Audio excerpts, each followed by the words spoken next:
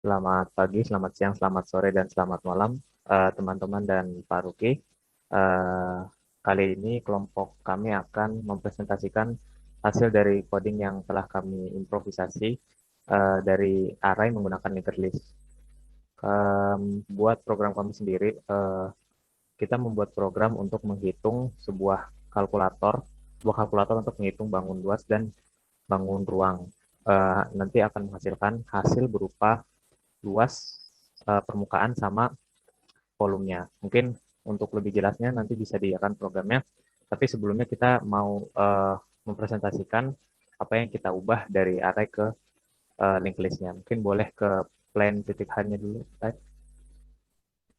Jadi bisa dilihat di sini kalau misalnya kita menggunakan library plan titik H, itu kalau misalnya dilihat dari program sebelumnya boleh ke bawah nggak? Di void per, di fungsi per. Itu di fungsi per kemarin itu kita memakai sebuah array call namanya. Uh, tapi sekarang kita ganti menggunakan linked list. Jadi uh, bisa dilihat bahwa kita menggunakan linked list dari struct node. Kita gunakan struct node, habis itu kita gunakan pointer header untuk merefer ke struct tersebut, ke linked list tersebut. Habis itu bisa kita lihat bahwa linked list tersebut kita gunakan pada perhitungan luas plane K, di array luas plane ke K gitu. Jadi dari linked list kita ambil input dari user, habis itu kita masukkan ke linked list, habis dari linked list tersebut kita passing lagi ke sebuah array begitu. Habis itu bisa dilihat lagi ke bawahnya. Di sini juga sama menggunakan linked list juga, itu menggunakan pointer yang sama head, karena kita bisa gunakan lagi. Itu sama juga dari linked list kita passing ke sebuah array, di sebentar arraynya kita masukkan ke fungsi yang lainnya lagi. Bisa dilihat lagi ke bawah, itu sama semuanya sih. Cuma ada yang struct node-nya yang linked list-nya itu 2, ada yang 3. Kalau misalnya yang trapesium yang ini fungsi tra itu 3 linked list-nya, 3 node. Itu boleh ke geometri lah. Untuk yang geometri, di library geometri itu sama, tadinya bisa ke bawah, tadinya di fungsi ke kubus atau di fungsi balok itu tadi menggunakan sebuah array untuk menangkap input dari user, tapi sekarang kita untuk mengambil input dari user kita pakai linked list seperti itu. Boleh di ke bawahin aja, bisa di scroll aja nggak apa-apa. Bisa dilihat kalau misalnya itu memakai linked list semua seperti itu. Ya, mungkin itu saja dari saya terkait linked list dari plane sama geometri. Mungkin selanjutnya akan dilanjutkan oleh teman saya. Terima kasih. Oke, terima kasih Farah. Sebelumnya perkenalkan saya Ataya Maira dengan NPM 20064655565. Di sini saya akan menjelaskan tentang header yang binary tree, di mana kita pada menu utama kita menambahkan satu menu untuk si binary tree-nya ini sendiri. Jadi pertama di paling bawah ini saya ke menu utama untuk binary tree-nya. Di sini ada void binary tree, di mana ini fungsi utama untuk si menu binary tree. Ditulis struct node yang rootnya sama dengan 0. 0 itu berarti masih kosong ya, yang nantinya akan diisi. Untuk menu pada binary tree ini ada insert, edit, delete, search, dan kembali. Di mana di sini kita memasukkan nomor absen dan nama untuk pengaplikasian si binary tree-nya. Pertama, mungkin saya akan menjelaskan untuk insert. Insert ada di sini, insert node. Karena di dalamnya itu ada create node yang nanti akan dipanggil ke sini. Nah, untuk insert node ini kan strukturnya ini masukin angka ke dalam ini strukturnya untuk masukin angka ke dalam si binary tree-nya. Untuk yang dipassing adalah struct node, integer file atau value, dan karakter string.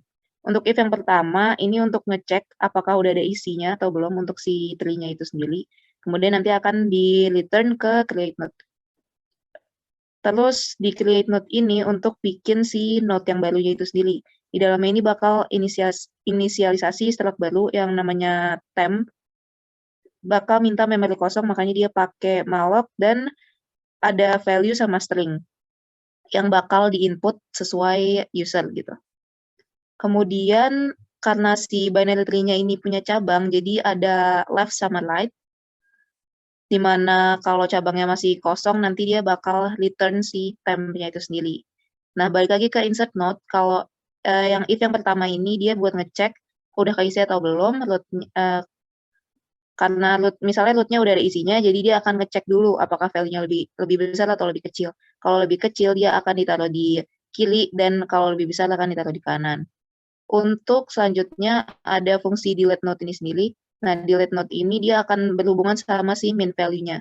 Di mana if yang pertama ini dia untuk ngecek kalau root-nya 0 berarti dia nggak ada gitu, berarti nggak ada yang di-delete. Buat if yang kedua bakal ngecek misalnya si angka itu di kanan atau di kiri. Kemudian buat nyari mana yang akan di-delete gitu. Kemudian selanjutnya ada edit node. Untuk fungsi edit node ini untuk ngedit nama di value yang di-input sesuai user gitu. Jadi yang if kemudian else ini dia buat nyari letak si nomor berapa gitu yang di-input. Terus else-nya ini nanti dia akan ganti isi string-nya. Selanjutnya ada search node di mana ini buat nyari nama yang di-input nomor absennya. Jadi if yang pertama ini buat nyari misalnya root-nya udah ketemu, nanti bakal di-print namanya siapa gitu. Kalau misalnya pas di-input belum ketemu gitu, maksudnya belum ketemu value-nya, dia bakal pindah ke node lainnya sampai ketemu. Dan kalau nggak ketemu, dia akan nge-print tidak ditemukan. Nah, yang terakhir ada in order. Ini kan seperti yang kita ketahui kalau binary tree itu bisa di-display in order, pre-order, atau post-order. Di sini kita menggunakan in order, jadi dia bakal nge-print yang berurutan gitu. Mungkin sekian dari saya, akan dilanjutkan ke teman saya untuk running programnya. Oh, langsung aja deh. Oke. Sebenarnya untuk running program di sini kurang lebih sama dengan video yang telah kami buat yang buat proyek UTS. Mungkin untuk mempersingkat waktu, saya akan menjelaskan program yang kami tambahkan, yaitu binary tree saja. Coba diklik angka 4. Oke, untuk binary tree di sini akan keluar beberapa menu, yaitu insert, edit, delete, search, dan kembali. Untuk insert sendiri akan memasukkan nama dan nomor absen siswa. Coba di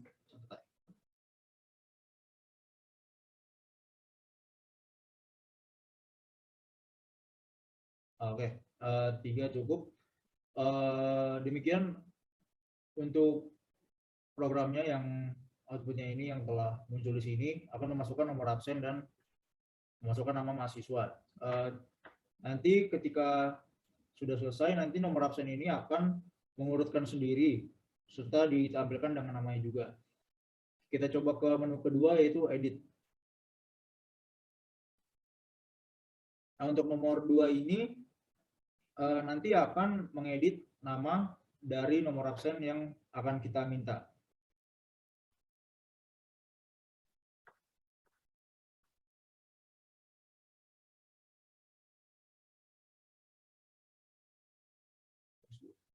Oke, sudah terlihat di sini bahwa nomor absen 1 tadi yang telah kita minta diganti namanya dari Jevon menjadi Faras 2. Kita lanjut ke menu ketiga, delete. Menu yang ketiga ini sebenarnya hanya untuk menghapus nomor absen serta nama dari yang sudah ada. Coba dihapus lagi. Nah, coba kita lihat lagi di sini bahwa nomor absen 5 yaitu Faras sudah dihapus. Sisa nomor absen 1 dan nomor absen 2. Kita lanjut ke menu nomor 4, yaitu search. Search ini juga berfungsi untuk jika kita menginsert beberapa mahasiswa yang jumlahnya sampai 10-20, jadi kita tidak perlu untuk mencari nama yang susah, kita hanya perlu untuk mencari nomor absen saja.